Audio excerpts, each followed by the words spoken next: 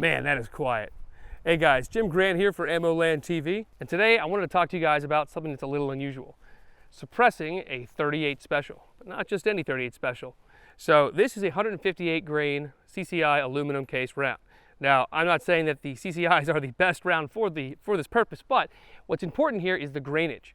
Now, if you're like me, you probably never even considered a 38 special as a round to suppress, because after all, a revolver is a very, very poor suppressor host. Yes, I know about the French revolver, and yes, I know about the Nagant 1895, but the point is that this round is pretty damn slow, but it still packs a decent amount of punch. I mean, this is as close to quote-unquote Hollywood quiet as you're going to get, pretty much bar none. But what's important to note is that you've got to pick these heavier rounds. It's 158 grain. So just listen for 1 second, and I'm going to shoot right over to the right here. And the impact is actually louder than the shot. It's pretty wild. What's really, really cool about this is that while 38 special is anything but affordable nowadays, which sucks, kind of part of the whole ammunition shortage, but also the fact that 38 special has kind of waned in popularity as of recent. But what's cool about it is it's still pretty damn affordable compared to, say, a rifle cartridge.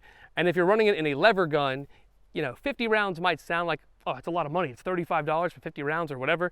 But it's really not terrible. And what's cool is, even though this thing is kind of lacking in sort of terminal ballistics and in true muzzle energy, there are a lot of rounds out there that kind of make up for it.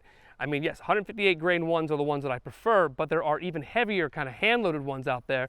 And you could also use like hard cast lead. Those will hit very hard, or even defensive ammo from Hornady. Now, if you choose instead to run this gun with something like 9mm, which, you know, by which I mean the 125 grain, much higher velocity 38 specials, you're not going to get nearly this kind of performance because you're going to still hear the supersonic crack. What's cool is, with this little Henry X equipped with my Osprey 45 provided by Silencer Shop, it is just dummy quiet. Like, I've had guys come out here before who own suppressors, and they're like, yeah, they're pretty quiet, bro. And I was like, no, check this out. And they're just like, holy cow, man, that sounds like a mouse farting in a library. You can't hear anything. It's fantastic. Now, if you're worried about running something like 38 special for home defense, thinking, well, if it's that quiet because it's losing so much velocity, how effective could it possibly be? Well, the answer is, for two-legged opponents, it's gonna, with a proper vital shot, will definitely put anybody down. But it also works really well for varmints, coyotes, stuff like that.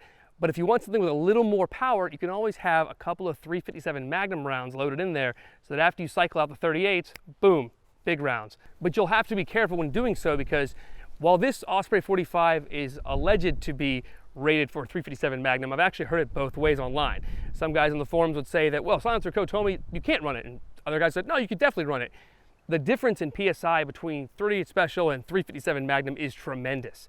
So unless you're absolutely sure, do not run 357 Magnum through your suppressor can if it's a pistol can.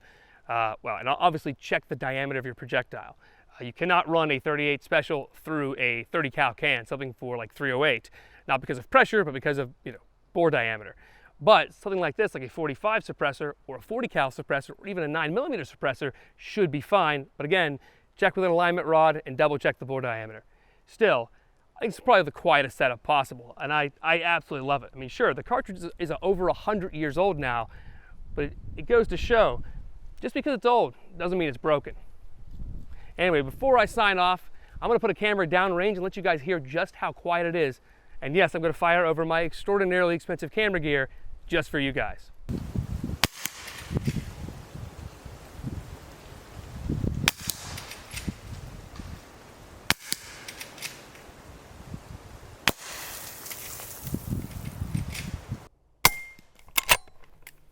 It's amazing, isn't it?